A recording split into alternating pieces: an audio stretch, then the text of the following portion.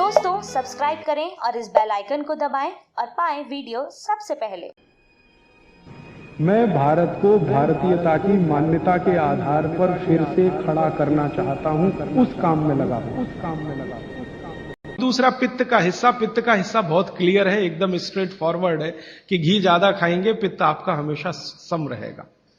और ज्यादा घी खाने का जो समय है वो बारिश के दिनों में और ये जो गर्मी के दिन होते हैं ना, उस समय घी ज्यादा खाइए ताकि पित्त को कंट्रोल करके रखे। और वात के लिए मैं पहले ही बता चुका हूं, शुद्ध पित्त। अभी ये जितनी बात है आप सोचो कितनी सरल है, बस हमें अपनी जीवन शैली में थोड़ा बदलाव करना है। जीवन शैली में बदलाव से पहले मन में संकल्प लेना है कि जी हम तो ऐसे ही चलेंगे, दुनिया जिधर जाए जाए हमें उससे मतलब नहीं, हम तो ऐसे चलेंगे। तो ये तीन चीजें अगर आपने देख ली तो बहुत अच्छा है। अब थोड़ा आगे चलें, अब और दूसरी चीजों पे मैं चलता हूं कि और कौन कौन सी चीजें हैं जो आपके आसपास हैं और आपके वात पित्त कफ तीनों को सम पे लाने में मदद कर सकती है। ये तीनों समभाग में रहें तो अच्छा होता है। और कौन कौन सी चीजें हैं? तो भागवती जी कहते हैं रसोई के बाहर जाने की जरूरत ही नहीं, सब वहीं है।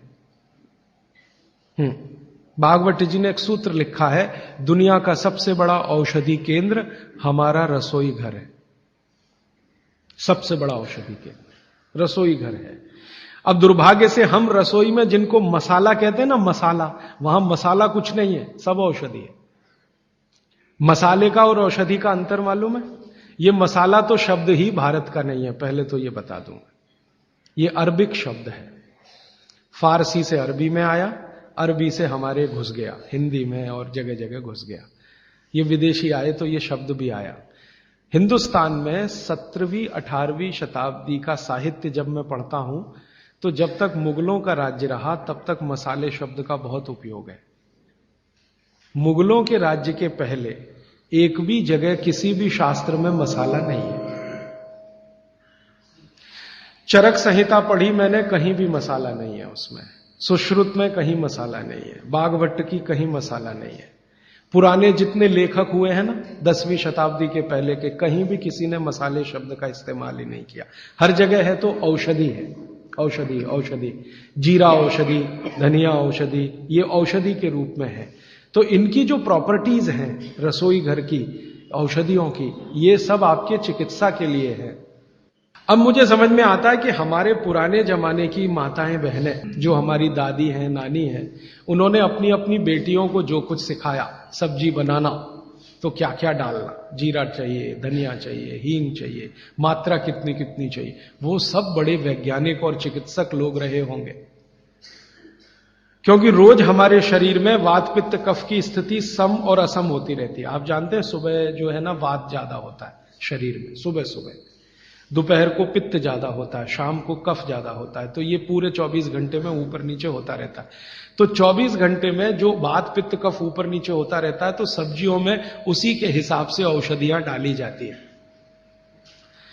जैसे दोपहर की सब्जी बने, दोपहर की, तो मेरी दादी को मैंने देखा था कि दोपहर की सब्जी बनाएगी तो अजवाइन जरूर डालेगी उसमें, और वही सब्जी रात को बनाती थी तो अजवाइन नहीं डालती थी। तो एक दिन मैंने दादी से पूछा कि यही सब्जी दोपहर को मैंने खाई तो इसमें अजवाइन थी, शाम को खाई तो नहीं, क्यों? तो उसने उत्तर तो नहीं दिया। तो उसने कहा मेरी मां ने ऐसा सिखाया। बस बात खत्म हो गई। अब उस समय मैं भी मान लिया कि ठीक है, उसकी मां ने सिखाया। अब जब मैंने काम शुरू किया ये चिकित्सा पर, तब मेरे समझ में आया कि अजवाइन जो है पित्तनाशक है। घी के बाद, देशी गाय के घी के बाद जो सबसे ज्यादा पित्तनाशक दूसरी कोई चीज है तो वो अजवाइन है। और दोपहर को पित्त भड़कता है, आप जानते हैं, और वो स्वाभाविक है क्योंकि खाना खाने के लिए पित्त भड़कना ही चाहिए। तो उस समय अजवाइन डाली जाती है सब्जी में, क्योंकि दोपहर को ही शरीर को अजवाइन की जरूरत होती है पित्त को सम पे लाने के लिए। तो भारत में ज्यादातर माताएं बहनें ये बात जानती हैं कि दोपहर की सब्जी में अजवाइन चाहिए। दोपहर का दही है ना, दही का मट्ठा, उसमें भी अजवाइन का बघार लगता है। दोपहर की जितनी भी चीजें हैं ज्यादातर अजवाइन ग्रस्त होती हैं या अजवाइन से बनती हैं, क्योंकि पित्त को सम पे रखना है। तो आप सोचो जो लोग ये कर रहे हैं वो बिना कहे कितना बड़ा काम कर रहे हैं, हमने उसका वैल्यूएशन नहीं किया, ये हमारी मूर्खता। हमारे यहां तो एक बहुत बड़ा दुष्कर्म इस देश में हुआ है। अंग्रेजों के हम गुलाम हो गए तो सब कुछ हम भूल गए, अपनी चीजें। अंग्रेजों ने जो सिखाया वही हमें याद है। तो हम जीडीपी का कैलकुलेशन करते हैं अंग्रेजों के फॉर्मूले से। जीडीपी निकलता है इस देश का, ग्रॉस डोमेस्टिक प्रोडक्ट। तो मैंने बहुत बार इस देश के अर्थशास्त्रियों से पूछा कि जीडीपी में आप विचित्र विचित्र कैलकुलेशन करते हैं। जैसे भारत की पुलिस है, उस पर जो खर्चा हो रहा है वो जीडीपी का हिस्सा है। अगर चोरियां बढ़ी, डकैतियां बढ़ी तो पुलिस का खर्च बढ़ेगा तो जीडीपी बढ़ेगा। और प्रधानमंत्री छाती ठोक के कहेगा मेरे जमाने में जीडीपी 10% से ऊपर बढ़ गया। सो व्हाट, पुलिस का खर्च बढ़ गया, माने चोरियां बढ़ गई, डकैतियां बढ़ गई, अत्याचार बढ़ गए, अनाचार बढ़ गए तो जीडीपी बढ़ गया, तो क्या बड़ी बात है। तो हमारे जो जीडीपी के कैलकुलेशन है बड़े विचित्र हैं। इसमें चोरी हो, डकैती हो, लूट मारी हो तो जीडीपी बढ़ेगा, लेकिन माताएं बहनें घर में जो करती रहती हैं वो जीडीपी में है ही नहीं, कैलकुलेशन ही नहीं है उसका। भारत सरकार कोई कैलकुलेशन नहीं करती कि किसी माँ ने 1 किलो पापड़ बना दिए तो जीडीपी बढ़ा कि नहीं, तो कहते हैं जी मालूम नहीं बढ़ा कि नहीं बढ़ा, क्योंकि कैलकुलेशन नहीं है।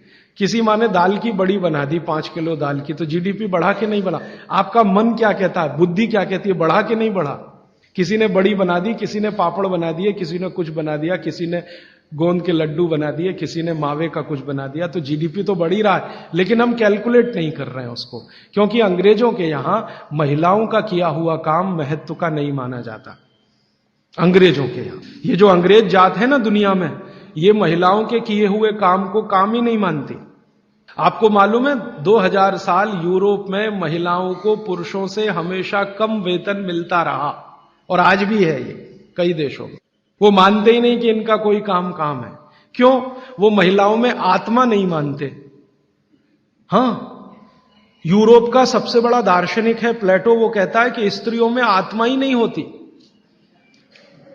आत्मा सिर्फ पुरुषों में होती है। तो स्त्री जो करे वो बेकार है, पुरुष जो करे वो ही अच्छा है। तो उनके यहां से ये कैलकुलेशन हमारे यहां आ गया कि स्त्री कुछ भी करे तो काम ही का नहीं। तो अंग्रेजों का 200-250 साल जो राज चल गया उसमें हम सब के दिमाग खत्म हो गए, सोचना विचारना बंद हो गया, तो हमने भी वही मान लिया। मैं अब इसको बदलना चाहता हूं और मैं ये समझना चाहता हूं और समझाना चाहता हूं कि स्त्रियां जो कर रही हैं वो किसी डॉक्टर से कम नहीं है।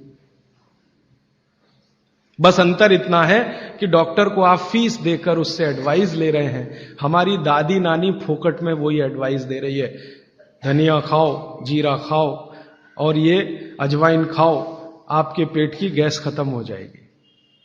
और ये 3500 साल से वैसे का वैसा ही है, अजवाइन खाओ तो गैस खत्म होती ही है। कभी भी आप करके देख लो। आप में से किसी को भी बहुत गैस बनती हो, पेट में एसिडिटी की तकलीफ हो, आज से शुरू कर दो। आप खाना खाया तो उसमें ध्यान रखो अजवाइन ज्यादा रहे, दाल में, सब्जी में, वगैरह वगैरह। और अगर नहीं कर पा रहे हैं तो खाना खत्म करते ही थोड़ी अजवाइन खा लो। अजवाइन ज्यादा तकलीफ ना कर दे, उसका बैलेंस है काले नमक के साथ, तो थोड़ा अजवाइन और काला नमक मिला के हर खाने के बाद खा के देख लो। 3 दिन में ना आपकी गैस बंद हो तो आप जो कहो मैं हारने को तैयार। ये गारंटी मैं नहीं दे रहा हूं, ये गारंटी अजवाइन दे रही है, मेरी गारंटी नहीं है, अजवाइन की गारंटी है। तो वो कहते हैं बागवट जी कि पित्त को सम रखने के लिए हमारे रसोई में घी के बाद जो दूसरी चीज है वो है अजवाइन। अब एक और बताता हूं, अपने स्वयं पाक घर में ऐसी ही एक बहुत अच्छी औषध है, उसका नाम है जीरा। जैसे हलद है वैसे ही एक है जीरा। जीरा बहुत अच्छी औषध है। पित्त के जितने भी रोग हैं आपके शरीर में, ये सब जीरे से ठीक हो जाते हैं। पित्त के रोग आप सब समझते हैं, पेट में गैस बनना, पेट में जलन होना, खट्टी खट्टी डकार आना, भोजन का पचन नहीं होना, इंडाइजेशन होना, वॉमिटिंग होना, बार बार उल्टी होना, वॉमिटिंग सेंसेशन होना, नौसिया होना, ये सब पित्त के रोग हैं। इन पित्त के रोगों की सबसे अच्छी औषध है, उसका नाम है जीरा। जीरे को ले लीजिए आधा चम्मच, और आधा कप पानी ले लीजिए, उसमें मिला दीजिए।